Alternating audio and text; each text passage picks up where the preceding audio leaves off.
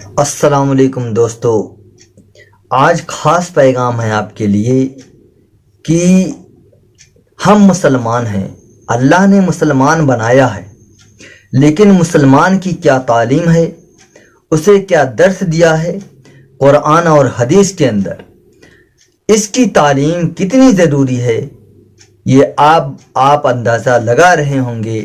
جب سے lock down لگا ہے، مدرسے کی حالت خستہ حال ہے، مکاتب بھی ٹوٹنے کے کگار پر ہے، بہت سے مکاتب بند ہو گئے ہیں۔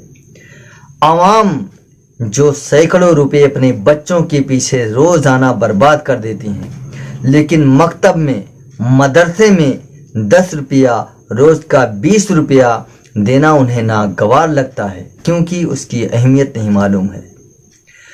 خدا نہ خواستہ اگر یہ مکتب مدرسے بند ہو گئے تو پورے گاؤں کے لوگ گنہگار ہوں گے۔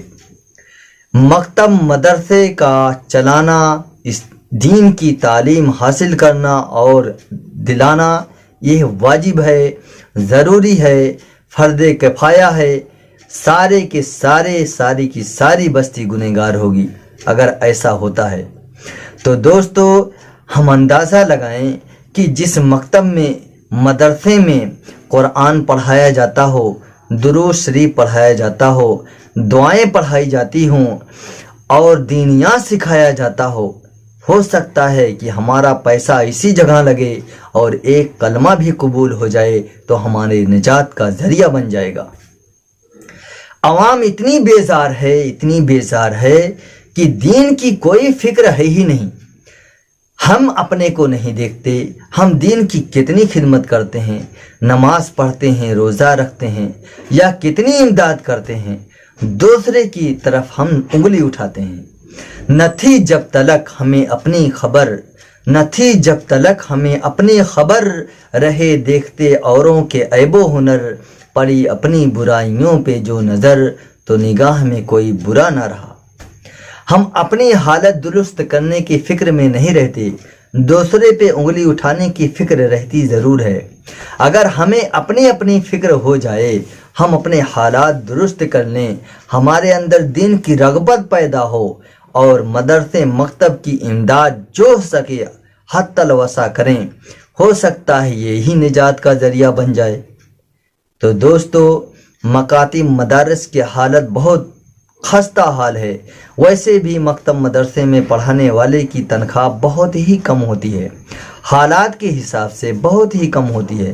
بس اللہ کا شکر ہے کہ کام چلتا رہتا ہے، لیکن کوئی سخت ضرورت پیش آ جائے تو بیچارے پڑھانے والے پریشان ہو جاتے ہیں، کسی سے کہہ نہیں سکتے، اگر کہتے ہیں تو دینے والے یہ سوچتے ہیں کہ اس کی آمدنی کم ہے، یہ بندہ ادا کر پائے گا یا نہیں کر پائے گا۔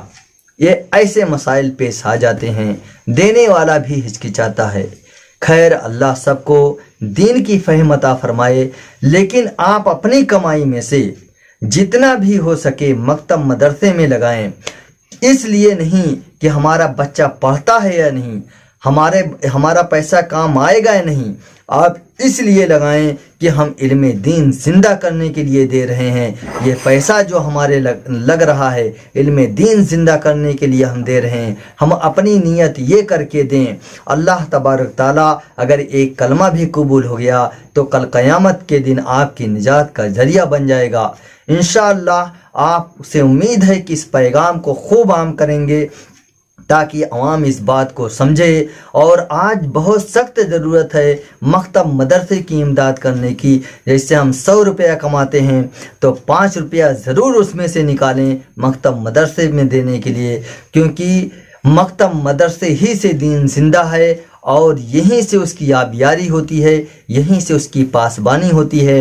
ہمارے بچے کلمہ یہیں سیکھتے ہیں، درود یہیں سیکھتے ہیں، نماز پڑھنے کا طریقہ یہیں سیکھتے ہیں، قرآن یہیں سیکھتے ہیں۔ اگر ایک مکتب مدرسے بند ہو گئے تو بہت بڑا قوم کا نقصان ہوگا۔